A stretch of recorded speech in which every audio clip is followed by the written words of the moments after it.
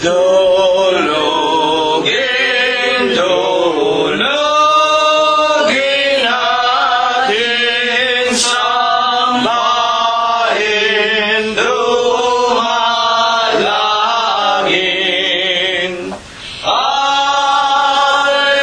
Alleluia, Alleluia, Diyos na awain. Angeles sa taytaasan, nagpupuri-purihin. Halina mga kapatid sa templo ng amang Diyos. Alleluia, Alleluia, Diyos purihin, purihin.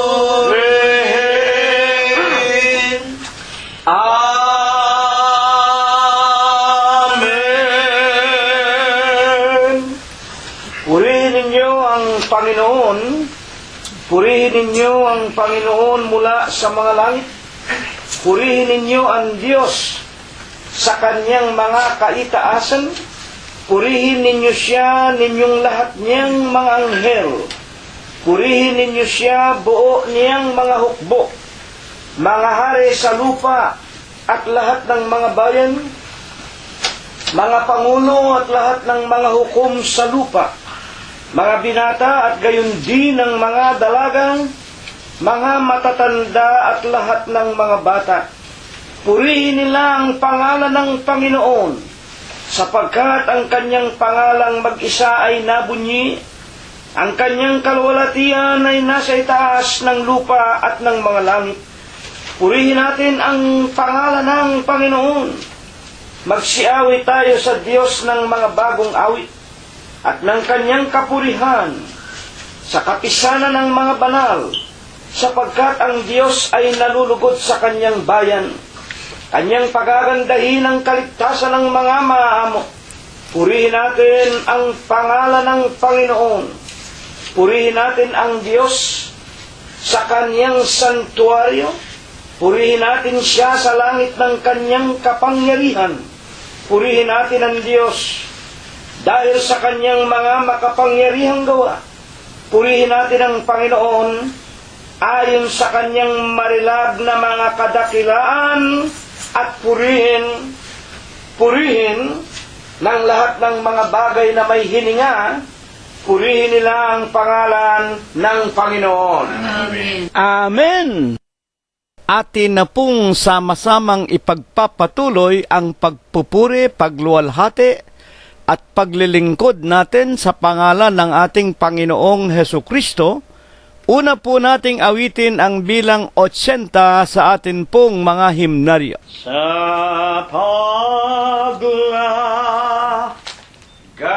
paglaganap ng kasamaan sa ibabaw ng sanlibutan,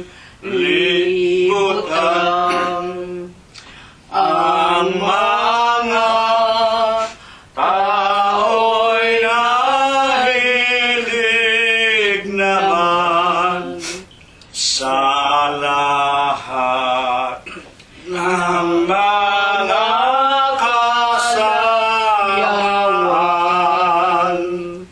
Kapatid ko,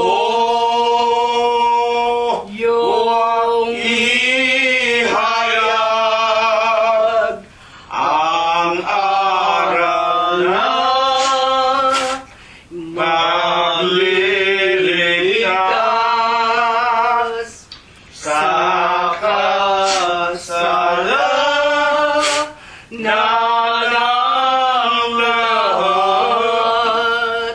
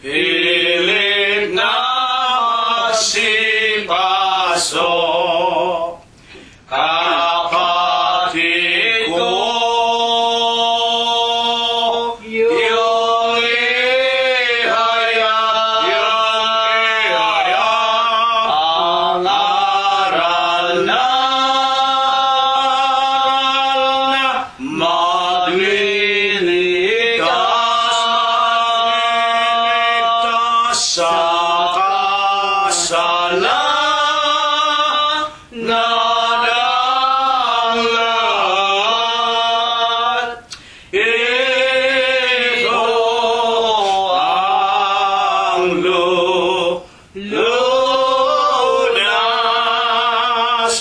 katubusan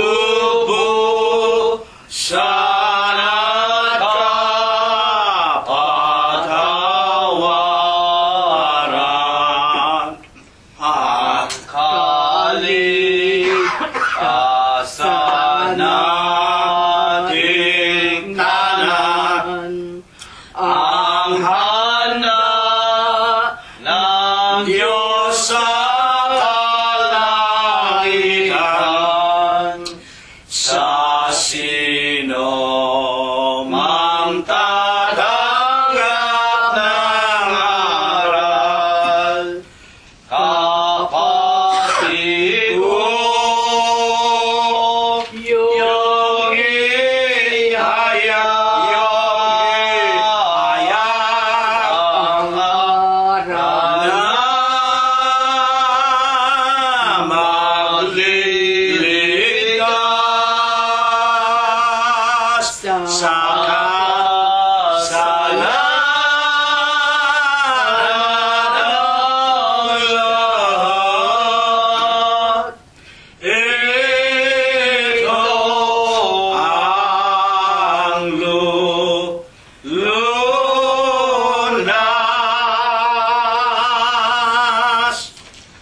Atin pong patuloy na purihin, sambahin at luwalhatiin ang ating dakilang Diyos na buhay, na walang iba kung hindi ang ating Panginoong Heso Kristo. Numero 186 ang susunod po nating aawitin. Ang gabi lubhang malalim, araw ay malapit na, panahon ay nagbabalya. Kapatid, gumising na, humanda kang salubungin. Si Kristo ay darating, gantimpala'y sa atin, ligaya ay kakamti. Mga hulay na mamalas, sa atin nagliliwanag, na malapit na ang araw ng ating kaligtasan.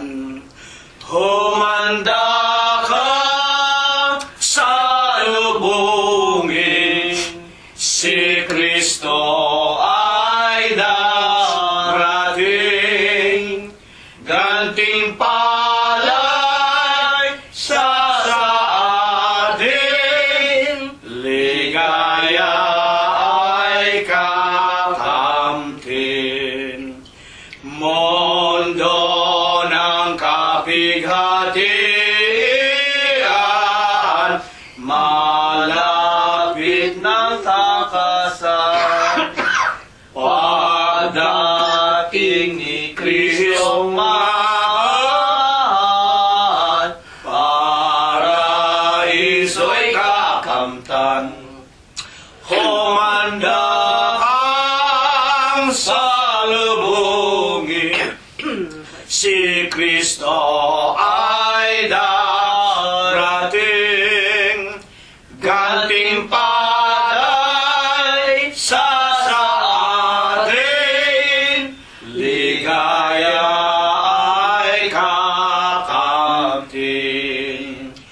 Kapatid ko, magbangon ka, iwan ang kanamaran, samantalahin ang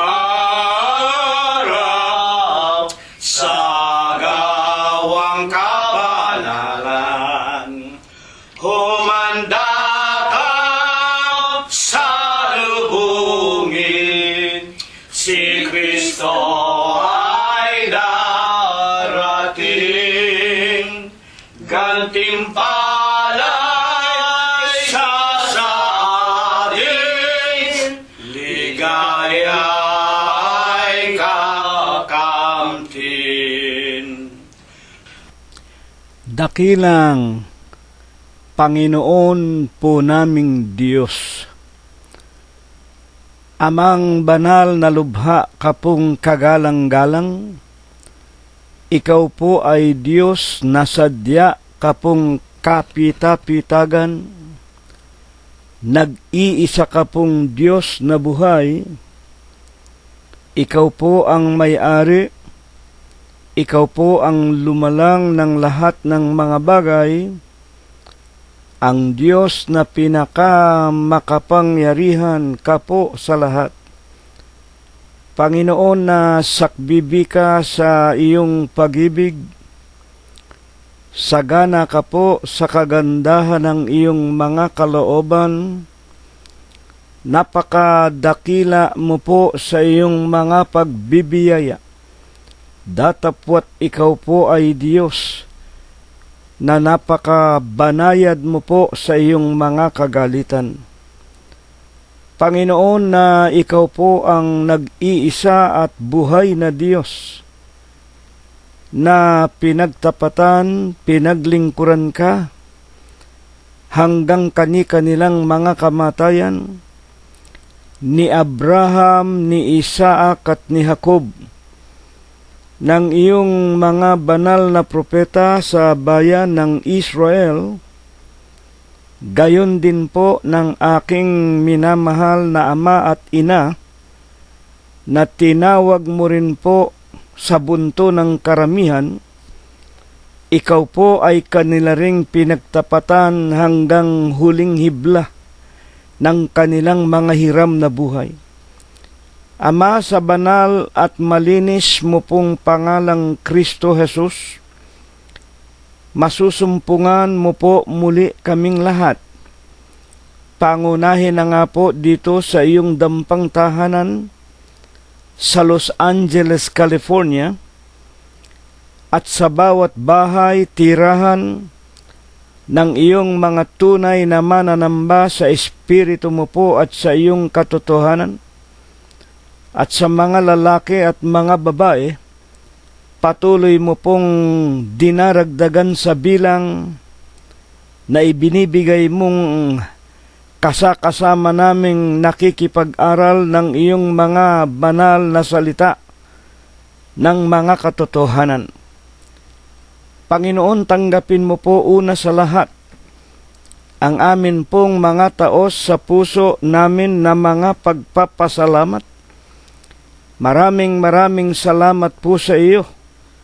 Sa maraming mga araw, patuloy mo pong ipinararanas sa buhay ng bawat isa sa amin.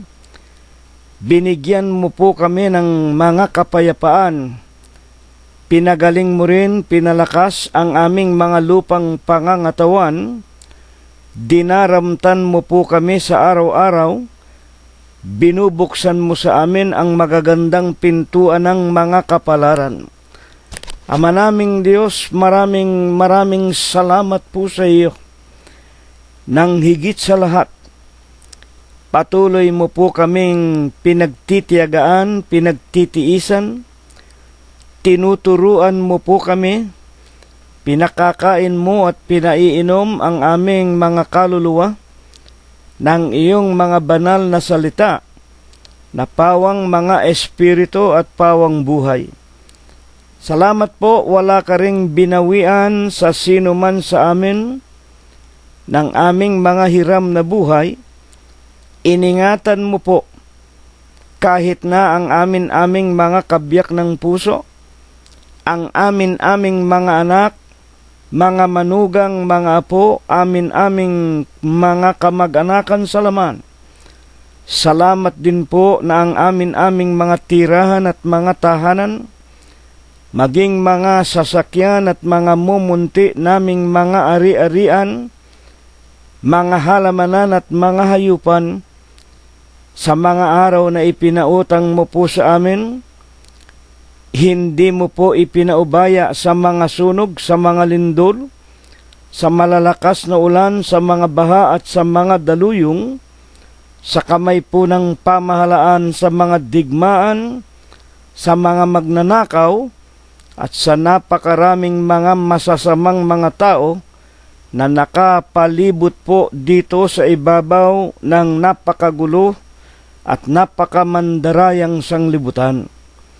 Panginoon po naming Jesus, sinasamba ka po namin, pinupuri ka po namin, niluluwalhati namin ang iyong kagalang-galang, ang malinis mo pong pangalan, sa Espiritu mo po at sa iyong kagilagilalas na mga katotohanan.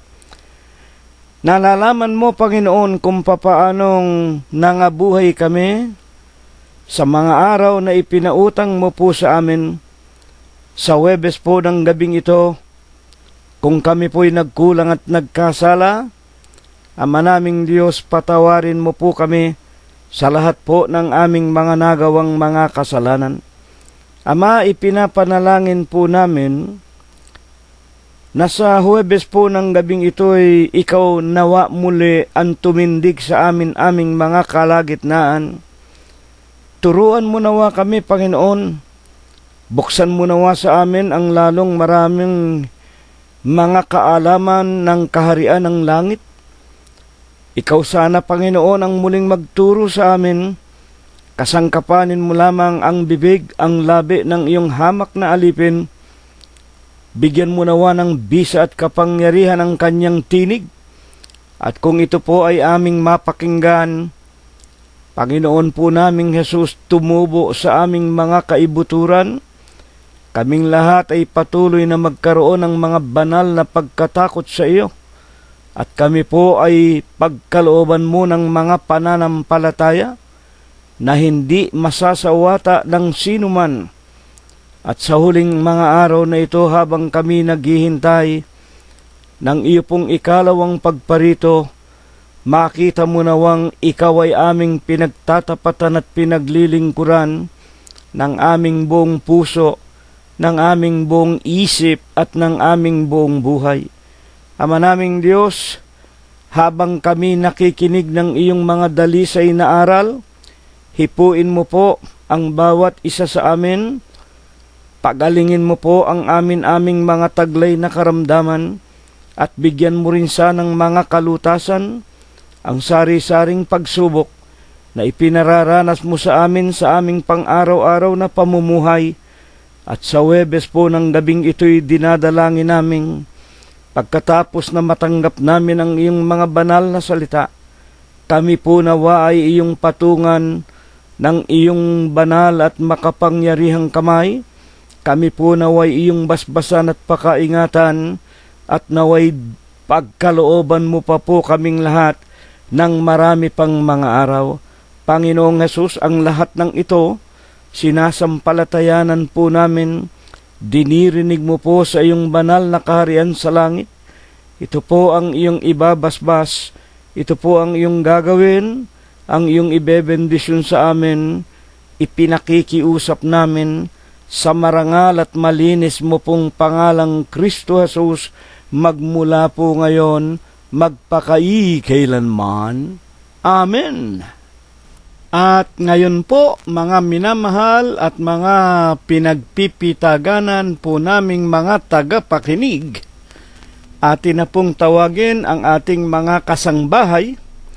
Husayin na po natin ang ating mga kaluluwa. Ihanda na rin po natin ang ating mga banal na kasulatan. At tayo po ay magpapasimula na ng ating mga pagsamba sa ating Panginoon Diyos na may-ari sa atin, sa ating Panginoong Hesukristo. Atin pong buksan ang ating mga Biblia sa aklat po ni Evangelistang si Mateo. Sa kanya pong talatang pangkat ikapito, chapter 7, at ang talata po ang ika-6, chapter 7, and the verse is 6. Una po nating basahin sa pinanggalingan ng Tagalog na King James Version.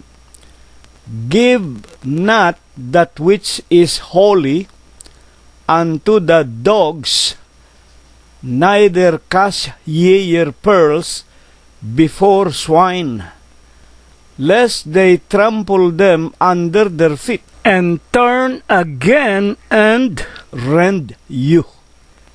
Dito po sa pagkakasali naman sa Bibliang Tagalog na ipinamahagi sa atin ng mga Amerikano noong 1905. Huwag ninyong ibigay sa mga aso ang anumang banal, ni ihagis man ang inyong mga perlas sa harap ng mga baboy.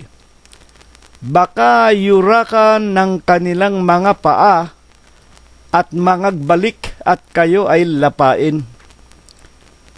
Dito po sa talatang ito, maliwanag po na dito ang nagsasalita ang Panginoong Hesukristo at meron po siyang tinutukoy na mga aso at mga tinatawag na mga baboy.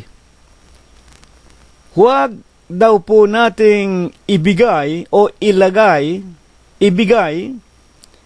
ang anumang banal. Meron pong tinutukoy na mga banal na bagay, huwag daw nating ibibigay sa mga aso o ihahagis man sa mga baboy. Ang mga banal na tinutukoy din naman na tulad sa mga perlas, baka yurakan ng kanilang mga paa at mangagbalik at kayo ay lapain.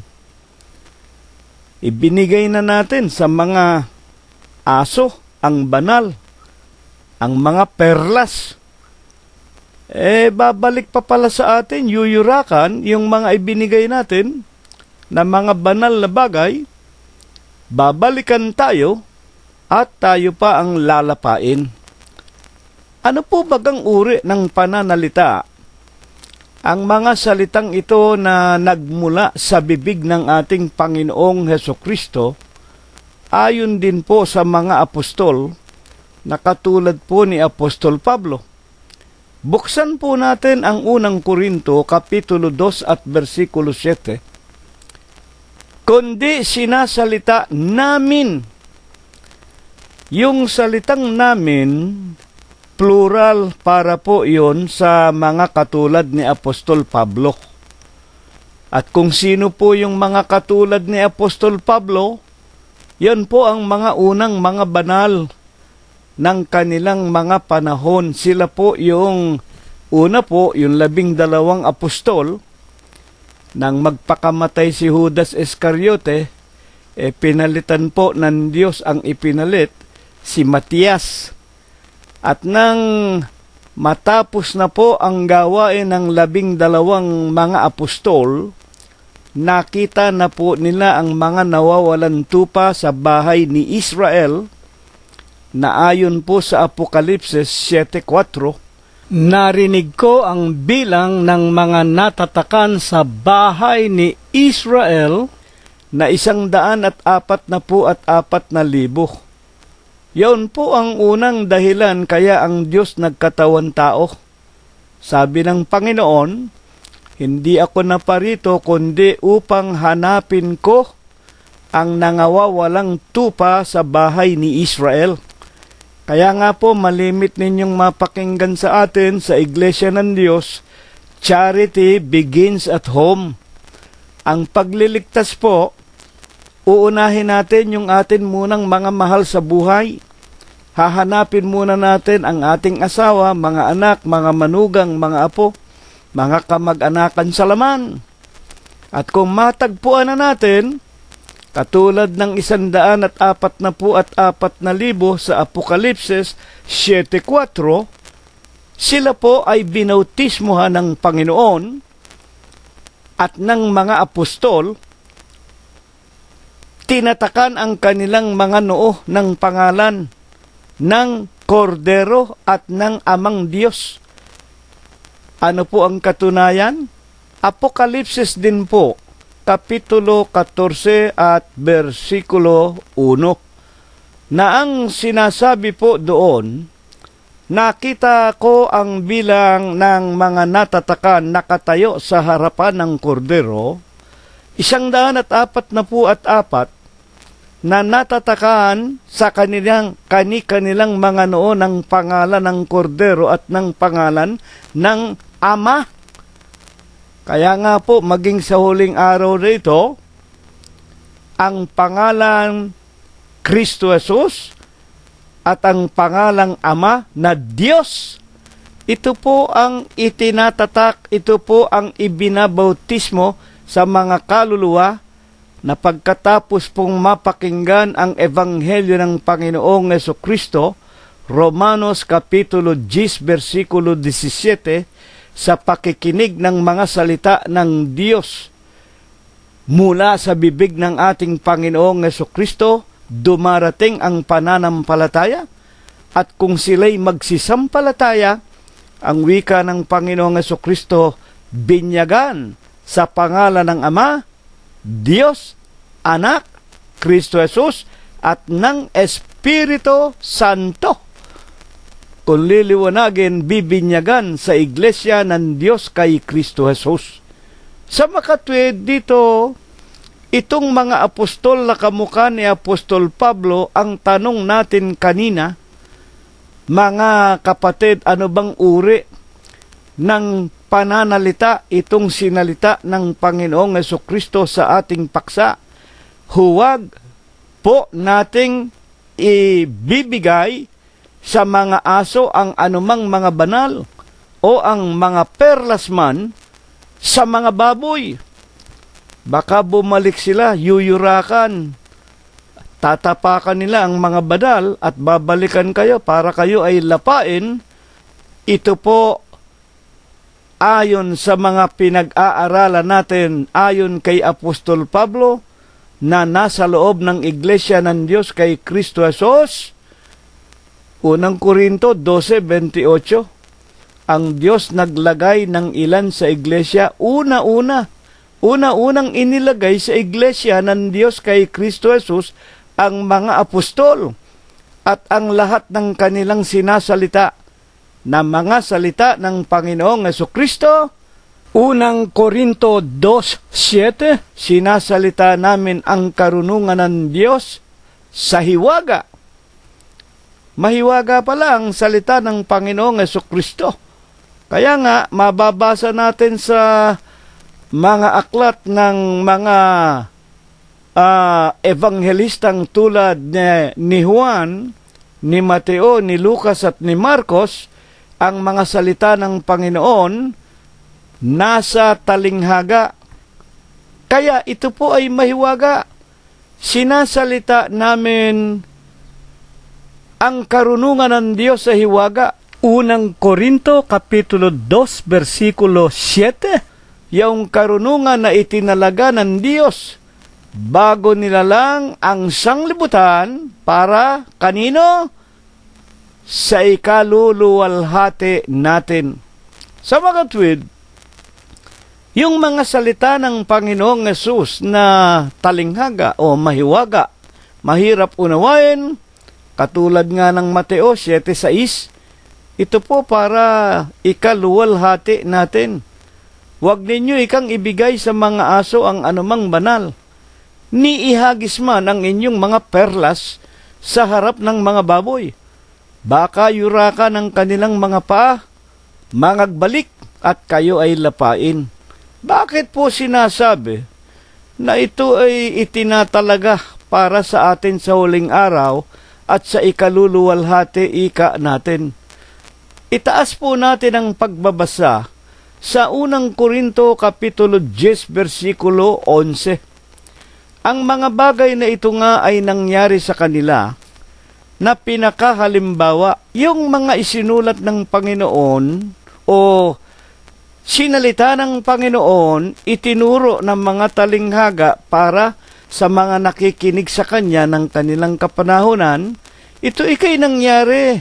Ito ay itinuturo sa kanila ng Panginoon na pinakahalimbawa. At pawang nangasulat sa pagpapaalaala sa atin na mga dinatnan ng katapusan ng sanglibutan. Nalaalaman po natin, ito na nga po ang mga katapusan ng sanglibutan. 2015 na po.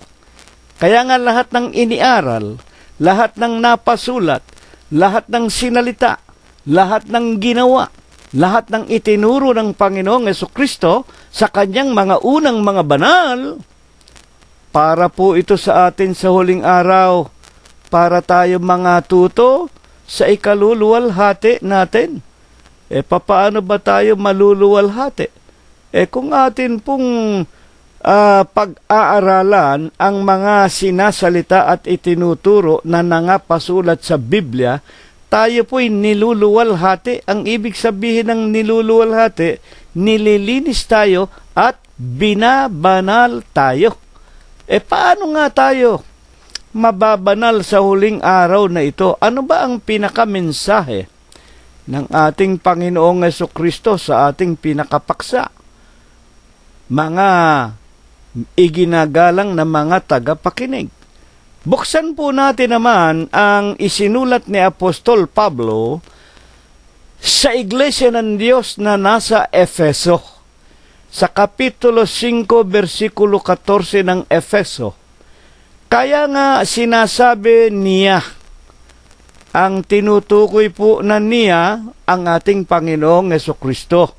Sinasabi ng Panginoon, ayon kay Pablo, Efeso 5:14, gumising kang natutulog at magbangon ka sa gitna ng mga patay at liliwanagan ka ni Kristo.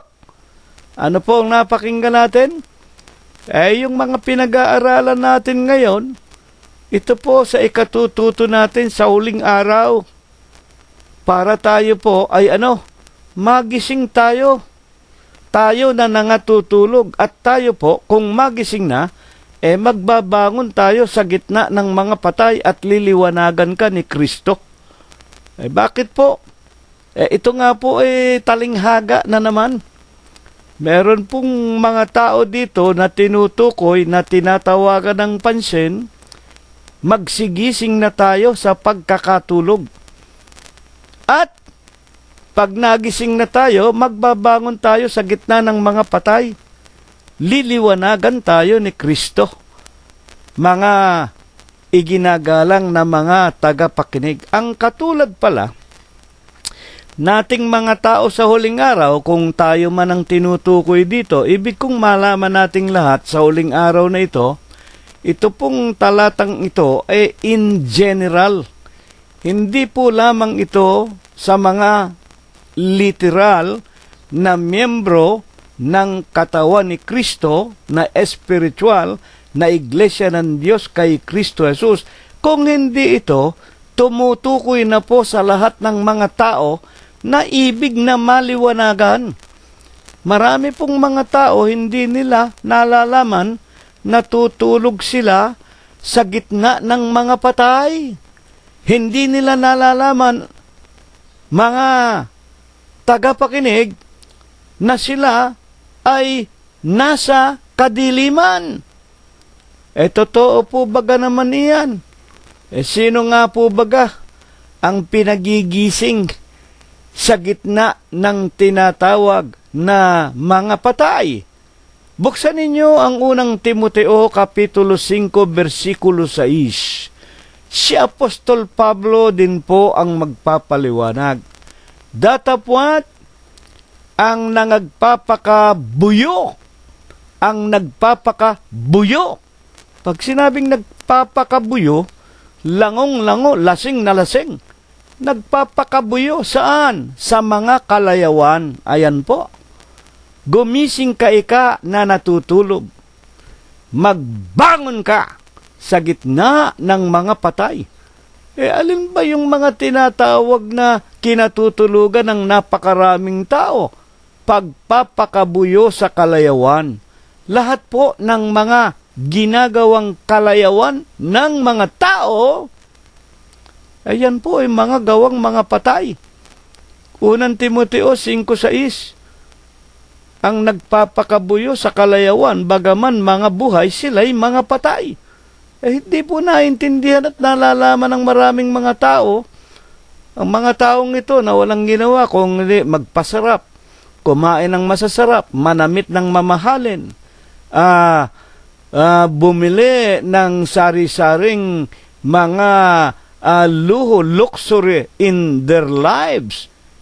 Pagka binabanggit po ng mga luxury o luho, yan po ay mga kalabisan. Ang ibig sabihin, ang nagpapakalabis sa lahat ng kaginhawahan, nagpapakalabis sa mga kalayuan, mga tagapakinig, sila po itinuturing ng Diyos, bagaman mga buhay, sila'y mga patay. Karamihan nga po ng mga taong yan, yung mga pinakamayayaman, yung mga nasa matataas na kapangyarihan, yan pong mga hindi nangangailangan ng tulong, sila nga po tulad ng mga napapakinggan nating mga aralin, Huwebes at Linggo, sila ang mga tao na sinusumpa ng Diyos, na ang wika ng Diyos sa pamamagitan ni Propeta Jeremias, sumpain ng tao na ginagawang laman ang kanyang bisig at ang kanyang puso ay humihiwalay sa Diyos. Na kung liliwanagin, yung mga mayayamang mga tao, makapangyarihan, lalo na nga yung mga politiko, mga hari, mga reyna, ay walang kailangan sa Diyos yan, napapalayo sila sa Diyos, walang Diyos para sa kanila, at ang kanilang sarili, ang kanilang salapi, ang kanilang mga luho, ito ang kanilang nagiging pinakadiyos. Kaya nga, ang nagpapakabuyo sa mga kalayawan o mga kasalanan, bagaman mga buhay, sila ay mga patay. At ang mga bunga ng kanilang mga gawa, wag na nating basahin para wag tayong humaba. Basahin ninyo sa inyong mga Biblia para kayo naman ay matuto. Kapitulo 5, versikulo 19 hanggang 21, hayag ang gawa ng laman. Sa makatidbaga ang mga ito. Basahin ninyo isa-isa. Kahalayan, pagsamba sa Diyos-Diyosan, hidwang pananampalataya, pakikiapid, pangangalunya, mga paglalasing, pagnanakaw, pagpatay ng mga tao. Tang mga katulad nito, sabi nila, hindi raw masama ang manigarilyo, wala daw sa Biblia. Yan po ay kalayawan. Ang mga bagay na katulad nito, kalayawan po yan. Pati yung pagsusugal. Sabi nila, wala raw sa Biblia yung pagsusugal. Yun po, nasa 2 utos ng Diyos. Iibigin mo ang Diyos ng buong puso mo, ng buong lakas mo, ng buong buhay mo. Ang masama sa iyo, huwag mong gagawin sa iyong kapwa. O hindi ba masama sa isang tao, sa akin, masama sa akin, na matalo ako, aking pinagpatuluan ng pawis, pagkatapos nagmadyong ako, nagkwaho ako, nagsugal ako, nagkasino ako, natalo ako, hindi ba masakit ang loob ko? Sa makatwid, kung masakit sa aking kalooban ang utos ng Diyos, huwag mong gagawin sa kapwa mo, ayaw mo na gawin sa iyo, ayaw kong matalo, ayaw kong manakawan, ayaw kong masaktan, ayaw kong mamatay, ayaw ko na ako ay mapipindakanan sa makatwid. Hindi ko gagawin ang mga pagsusugal, hindi ko gagawin ang mga pang-aapi, hindi ko gagawin ang mga pagpatay, hindi ko gagawin ang pag-iimbut ko sa asawa ng may asawa, hindi ko gagawin ang anumang bagay na ayaw na ayaw kong mangyari sa akin. Ang nagsisigawa ng ganitong mga bagay, hindi magsisipagmana ng kaharian ng Diyos. Hindi nalalaman ng napakaraming mga tao, natutulog sila sa gitna ng mga patay. Na kung liliwanagin lamang, Hindi nila nalalaman sila nakatali sa tinatawag na kulungan ni Satanas sa impyerno.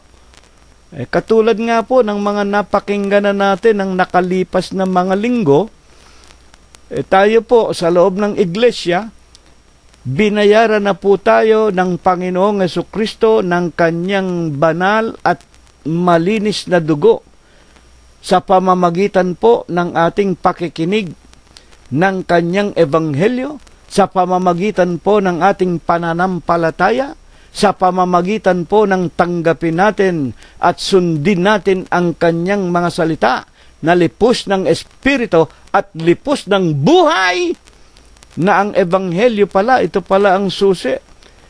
Na kapag tayo pala ay tumanggap ng susi na ito, na ebanghelyo, nabubuksan, nakakalag ang tali natin, nagiging malaya tayo. At kung malaya tayo, ligtas na tayo sa impyerno, nakawala na tayo sa kamatayan. Hindi nalalaman ng napakaraming mga tao na ang kanilang mga masasamang mga ginagawa nagbubunsod sa kanila upang manatili silang nakakulong sa kulungan ni Satanas. At sa ikalawang pagparito, alam na natin ang kahihinatnan nila. 21:8 ng Apokalipsis, dagat-dagatang nagniningas na apoy at asupre. Kaya nga, alin po baga naman ang ayon sa ating paksa ay kumakatawan sa mga banal na bagay na parang mga perlas na wag nating ilalagay sa paanan ng mga aso at sa paanan ng mga baboy. Kanilang yuyurakan at tatapakan lamang. Wawalan nila ng kabuluhan, lalapastanganin. At pagkatapos, ang mga aso at mga baboy na ito, babalik sa atin, tayo pa ang kakatayin, tayo pa ang lalapain. Ayon sa talinghaga ng ating Panginoong Jesucristo, na ang kinatutulugan pala ng napakaraming mga tao at kung minsan tayo rin natutulog, nalilimutan natin ang Diyos. Hindi tayo nakakasamba, hindi tayo nakakapakinig ng salita ng Diyos.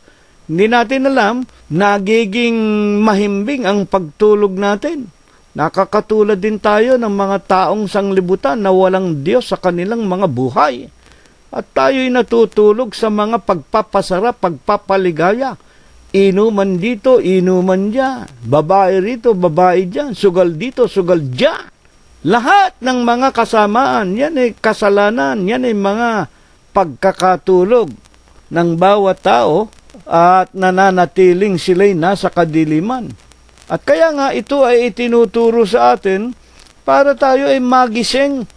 Kaya nga upang lalong magising tayo sa kaliwanagan, alin po baga ang tinutukoy ng ating paksa ng mga banal na bagay, wag daw po nating itapon sa mga aso at mga baboy. Na ang banal na bagay na ito, tulad pala sa mga mamahaling mga perlas. Buksan po natin ang aklat na isinulat ni Apostol Pablo sa mga kapatiran sa Iglesia ng Diyos kay Kristo Jesus na naroon sa Roma ng kanyang kapanahunan. 7:12. Kaya nga ang kautusan ay banal. Maliwanag po, huwag ninyong itapon ang anumang banal sa paanan ng mga aso at ng mga baboy. 7:12 ng Roma, alin ang mga banal na bagay nito? Ang kautusan ay banal. Totoo ba yan? At ang utos, ano bang utos ang tinutukoy dito? Utos po ng Diyos. Wala naman tao na may kautusan na banal. Wala pong matuwid, wala kahit isa. Kaya walang tao na magbibigay sa kapwa-tao ng utos na banal. Bakit? Ang lahat ng tao sinungaling. Pakinggan lamang natin ang sinasabi ni Apostol Pablo sapagkat siya po apostol ng Panginoong Jesucristo at ang apostol may patnubay ng Diyos. Romanos 7:12. Kaya nga ang kautusan ay banal. Ang utos ay banal. Ang utos, matuwid. Ano pa? At mabuti. Sa makatwid, huwag ninyong itatapon ang alin, ang anumang banal. Alin ang tinutukoy na alinmang banal? Ang mga utos ng Diyos. Bakit? Ang utos ng Diyos lamang ang matuwid, ang utos lamang ng Diyos ang banal, ang utos lamang ng Diyos ang mabuti. Dito tinuturuan tayo, mga kapatid. Huwag kayong susunod sa mga utos ng mga papa sa Roma, ng mga sugong anghel, ng mga tao na namamatay. Huwag kayong susunod sa utos ng mga pare. Huwag kayong susunod sa mga utos ng mga bulaang propeta, bulaang Kristo. At ibig ng Panginoong Hesus, matutuhan natin sa huling araw na ito ay natapos na, nakasulat na ang lahat ng banal. Babasahin na lamang natin at pakikinggan. Huwag na po kayong makikinig dyan sa mga sila daw ay hinulaan ng Diyos. Sila daw ang sugo sa huling araw. Si Kristo tao.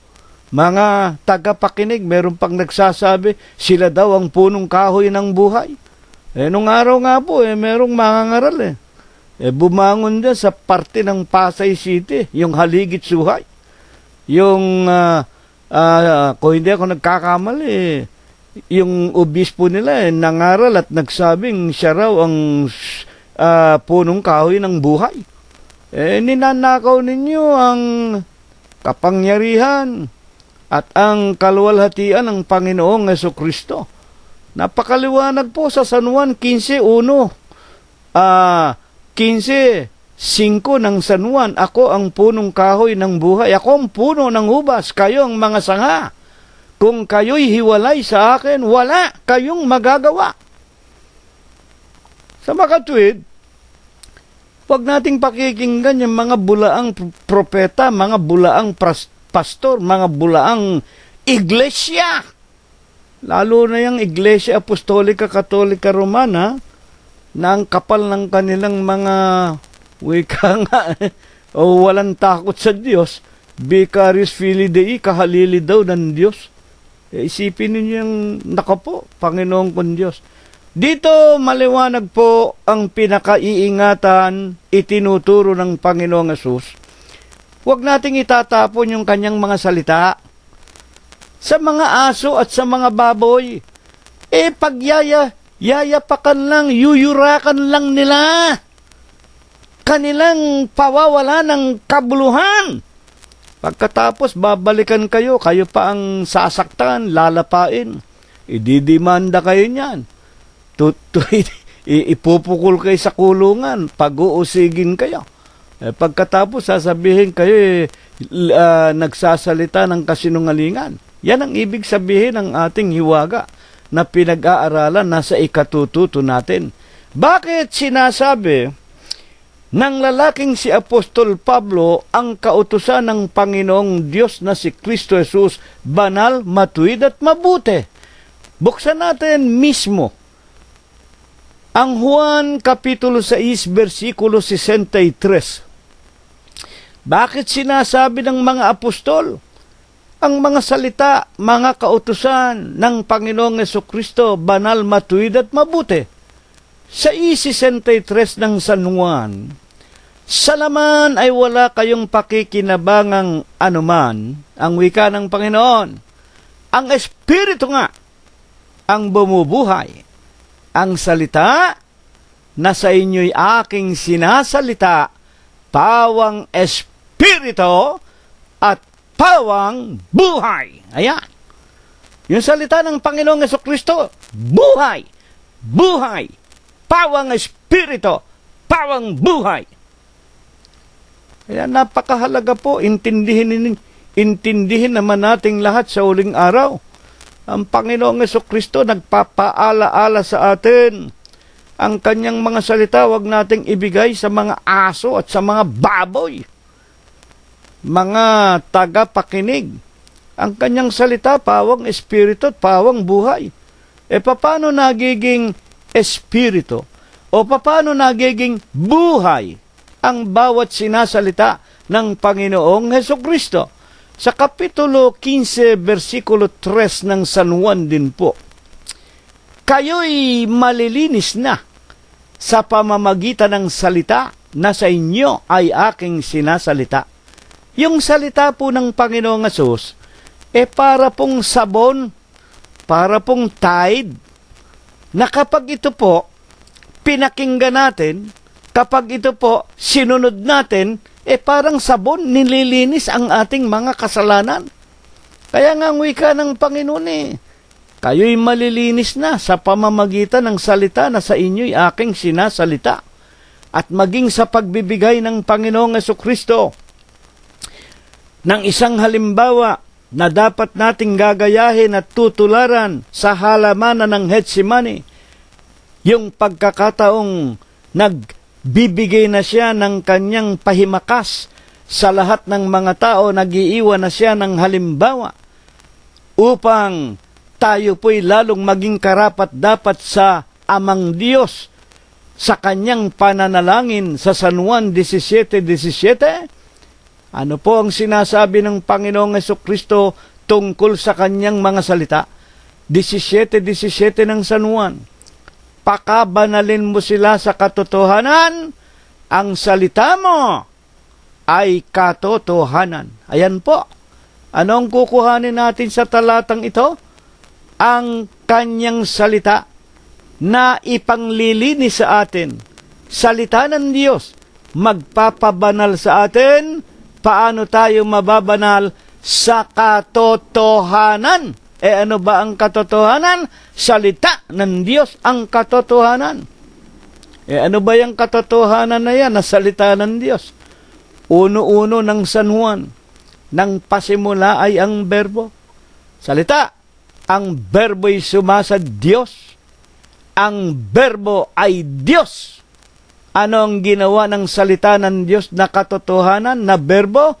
1:14 ng San Juan, nagkatawan tao ang berbo. At ano ang katotohanan ito? Ang wika ng Panginoon sa San Juan, ako ang katotohanan, ako ang daan, ako ang buhay. Sino man hindi makakaparoon sa aking Ama, kung hindi sa pamamagitan ko, at sino man hindi makakalapit sa akin malibang ilapit ng Ama, ako ang katotohanan. Ako ang pintuan, ako ang daan. Bakit? Ako at ang Ama ay iisa. Kapitulo 10, versikulo 30 ng San Juan. Sa makatwid, napakaganda itong mga hiwagang ito. Ipinasulat sa ikatututo natin para sa huling araw, tayo po banalin. Tayo po'y linisin sa lahat ng ating mga kasalanan. Huwag nating itatapon ang salita ng Diyos.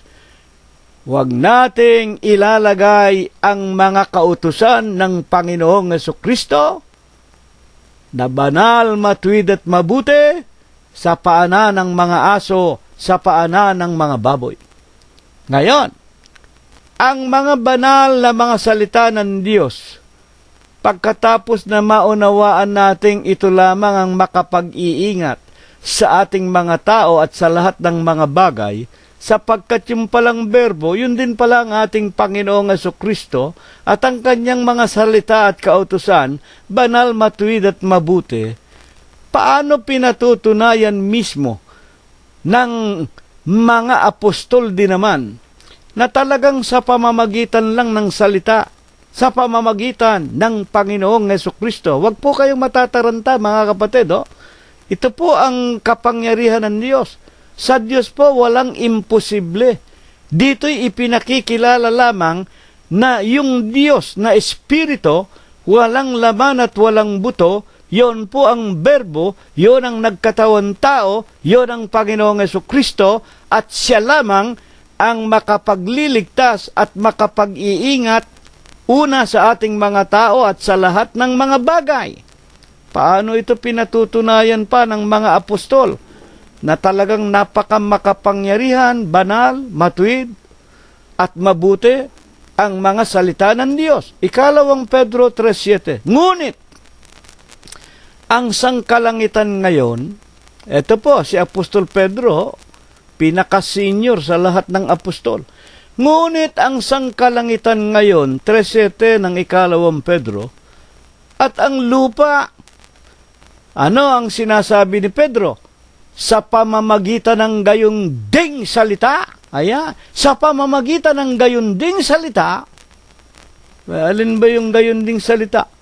Di yung mga sinasalita ng ating Panginoong Hesukristo. O una na nga, ayon kay Apostol Pedro, ano ba ang mga hangarin ng Panginoong Hesukristo o ng Diyos na tayo po sa mga kapanahunan nating ito na halos ang buong sanglibutan, ang lahat ng tao halos, natutulog sa lahat ng kalayawan o mga kasalanan. Kung bubuksan ninyo ang unang Timoteo sa kanya pong kapitulo 2 at versikulo 4, ito'y mabuti at nakakalugod sa paningin ng ating Panginoon Diyos, na ang lahat ng tao ay mga ligtas. Sa paanong paraan? At makaalam ng katotohanan. Sa makatwid, yung kalooban ng Diyos, yung panukala ng Diyos, na sa pamamagitan ng kanyang salita, tayong lahat ay maligtas. Hindi lamang tayo, kumbaga maaari, 2 Pedro 3:7, ngunit ang sangkalangitan ngayon at ang lupa, sa pamamagitan ng gayon ding salita, yung panukala, yung nais ng Panginoong Hesukristo na ang lahat ng tao ay maligtas sa pamamagitan ng pagkaalam ng katotohanan, ayon kay Apostol Pedro, pati ang sangkalangitan, gayon din ang sangkalupaan, sa pamamagitan din ng salita na katotohanan. Ang ibig sabihin, iniingatan talaga sa apoy na itinataan sa araw ng paghuhukom at sa paglipol ng mga taong masasama. Talagang ibig ng Panginoong Hesukristo, kumbaga maaari manatili ang sangkalangitan ngayon, ang sangkalupaan ngayon, walang masunog, walang wika nga, mawala ng saysay, pati lahat ng tao, ibig niya maligtas. Kung gigising ang tao, kung ang tao ay aalis sa kadiliman. Napakaganda po ng ating pag-aaral. Mahiwaga, pero huwag kayong matataranta. Unawain natin ang kalooban ng Diyos. Ito'y sa ikatututo natin. Kaya nga po, ayon din sa mga apostol, nasaan po baga naman ang mga banal na mga salita ng Diyos na ating Panginoong Hesukristo, at papaano ayon sa mga apostol ang mga aral at mga salitang ito na pulos katotohanan makapagliligtas sa bawat isa sa atin at maging sa sangkalangitan at sangkalupaan. Nasaan ba? Saan matatagpuan ang mga salita ng Diyos? Sa unang Korinto kapitulo 15 versikulo 1 hanggang 2. Ito po, malimit ninyong mapakinggan sa amin. Ngayoy ipinatatalastas ko sa inyo, mga kapatid, ang ebanghelyo na sa inyo'y aking ipinangaral, na inyo namang tinanggap, na siya naman ninyong pinananatilihan, sa pamamagitan naman nito, ligtas kayo kung matama ninyong iniingatan ang salitang ipinangaral ko sa inyo, maliban na kung kayo ay nagsisisampalataya ng walang kabuluhan.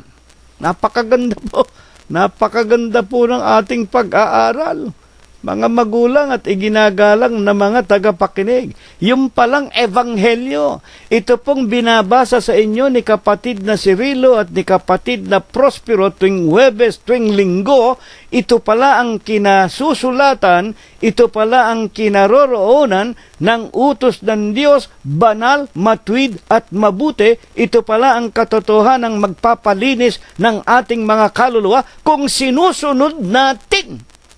Maliban na nga. Kung tayo po sumasampalataya ng walang kabuluhan. Sa makatwid, napakaganda po ng ating pag-aaral. Ang huling tanong natin, Ano po baga naman ang kumakatawan sa mga aso at mga baboy ayon sa ating paksa?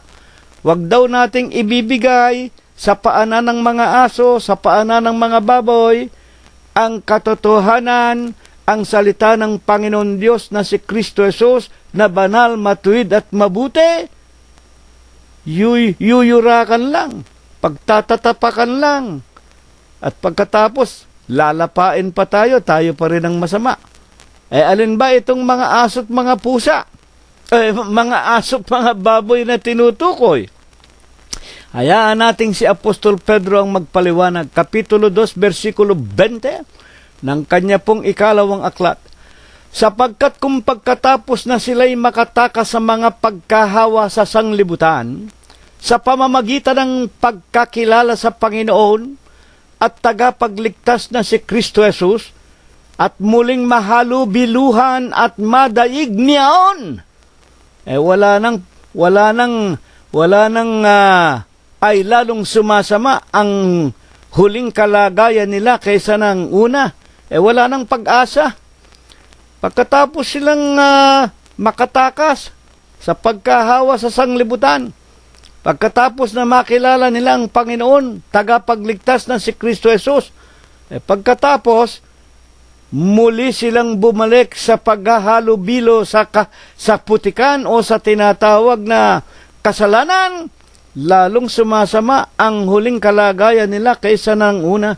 At sa 2:21 hanggang 22, sapagkat magaling pa sa kanila ang hindi nakakilala ng daan ng katwiran. Ano ba ang daan ng katwiran? Ang bago at buhay na daan. Sa kanya pong Ebreo, Kapitulo 10, versikulo 19 hanggang 21, sa makatwid baga ang iglesia ng Diyos kay Kristo Jesus, na pinamuhunanan niya ng kanyang sariling dugo at ng kanyang sariling buhay, na kung liliwanagin kung ang isang tao nakinig ng Ebanghelyo, tinanggap si Kristo, nagpabautismo sa pangalan ng Ama, Anak at Espiritu Santo, at bumalik sa kasalanan. Magaling pa sa kanila, hindi nakakilala sa iglesia ng Diyos kay Kristo Jesus. Kesa pagkatapos, nakilala, tumalikod sa iglesia, sa banal na utos. At 2:22 ng ikalawang Pedro, nangyari sa kanila ang ayon sa kawikang tunay, na nagbabalik na muli ang aso sa kanyang sariling suka, at sa paglulubalob sa pusali ang babaeng baboy na nahugasan. Ayan po. Napakaganda po. Huwag nating itatapon ang mga salita ng Diyos na tulad sa mga perlas, na banal, matuwid at mabuti sa mga aso at mga baboy. Ang mga aso at mga baboy, pagka napaliguan na, kay daling umaalis sa pagiging malinis. Bumabalik sa mga suka ang mga aso. At ang mga baboy bumabalik na muli sa pagtatampisaw sa putek na kanilang pinanggalingan. Mga tagapakinig po namin at mga magulang, ito nga po ang katotohanan. Minsan, nang ako po ay bago-bago pa lamang dito sa Amerika at wika nga sa ayos na ng pagsamba rito at kinasangkapan ang inyong lingkod ng Panginoon Diyos, sa ayos tayo ng mga bahay-sambahan dito, marami po, meron akong mga nakilalang mga taong humingi ng tulong sa inyong lingkod. Walang trabaho. Sa awa tulong ng Diyos, kinahabagan, natulungan nating nagkatrabaho. Karamihan po mga Pilipino at meron pang negro na baptist na ibig daw niya na siya ay maging ministro.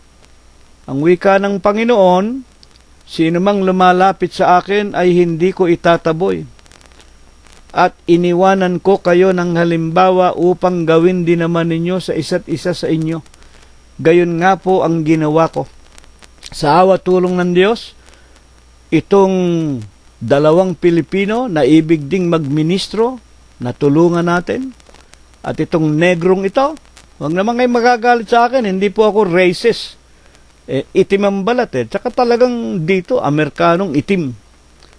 Gusto raw nalang maging mga ministro. Madalit sabi, pinagtyagaan natin, inaralan, tinuruan, dinoktrinahan natin. Kusang loob, nagpabautismo, pati ang kanilang mga pamilya. Lumakad po ang mga kapanahunan, marahil po, talagang hindi sila wika nga makakatagal sa katotohanan sa mga kautusan ng Panginoong Jesucristo. Una-una, yung negro, nako, mahilig sa ginto, mahilig sa alahas. Hindi niya maalis yung nagsesermon siya, lalaki ng ginto niya. Palibasa, protestante. Pinagtiisan natin. Noong bandang huli po, mga kapatid, ginawa ko pa ang kanilang mga asawa. Yung asawa ng isang Pilipino na ginawa nating ministro din naman, ginawa nating tesorero. Yung isa, yung asawa niya, ginawa nating sekretarya. Yung isa, yung asawa niya, yung negro, ginawa nating auditor. Ako po, wala akong inangkin na namang katungkulan maliban sa matanda sa iglesia na kinasangkapan ng Diyos. Hindi ko na po pahahabain ang tinatawag na pagpapaliwanag, katulad po ng sinabi ng Panginoong Jesucristo, huwag ninyong itatapon ang anumang banal sa mga aso at sa mga baboy. Natulad sa mga perlas, yuyura ka ng kanilang mga paa. Babalik, sasakmalin kayo. Ayan po ang ginawa sa akin. Ako po, pinagkaisahan nila, itiniwalag nila ako, nagsarili sila, mga kapatid. Iniwanan nila akong mag-isa. Mga ilang taon na po yon, mga 1990 po, kung hindi ako nagkakamali, mahigit ng 20 taon. Ipinanalangin ko na lang silang lahat sa Panginoon. Ngayon po, hindi ko malaman kung mga buhay pa yung mga tao na yan. Dito, ipinakita sa akin ng Panginoon ang kapangyarihan ng kanyang salita, at ako'y natuto. Ipinaliwanag sa akin ng Diyos, huwag akong magtitiwala sa kanino man tao, sa aba ng tao, na ang tiwala ay sa tao. Kaya ayaw ko ng pagtiwalaan ng mga tao. At hindi po ako tumatawag, ang Diyos. Ang nangyari pong iyon, ipinakita lang sa akin ng Diyos. Ako'y talagang maawain at mahabagin. Tinutularan ko ang Panginoon kong Diyos na si Kristo Jesus. Ako'y naaawa sa aking kinaaawaan. Ako'y nahahabag sa aking kinahabagan. At ako man ay hindi po hihigit sa aking Panginoon. Kung ang ating Panginoong Jesucristo sinakmal, ikinaila, itinatwa, pakawalan si Barabas, ipako sa krus ang Kristo, sino ako upang hindi ko danasin ang gayunding mga ginawa ng mga aso at mga baboy? Ito nawa ang ipagpala, ibasbas at ebendisyon sa atin ng ating Panginoong Jesucristo, magmula ngayon, magpakai kailanman. Amen. Tanggapin po natin ang walang hanggang pag-ibig, walang hanggang pagbibiyaya, pakikipisan, kaaliwan, pamamatnubay at ang kagalingan. Gayon din ang hindi maulatang banal na biyaya, basbas at bendisyon, pagliligtas at pagpapagaling ng kanyang banal na espiritu. Ito nawa ang kanyang ibasbas at ibendisyon, ipatnubay sa ating lahat, magmula ngayon, magpakai kailanman. Amen. Maraming salamat po sa inyong lahat. Hanggang sa darating na linggo po kung tayo po ay binubuhay pa. Salamat po sa inyo.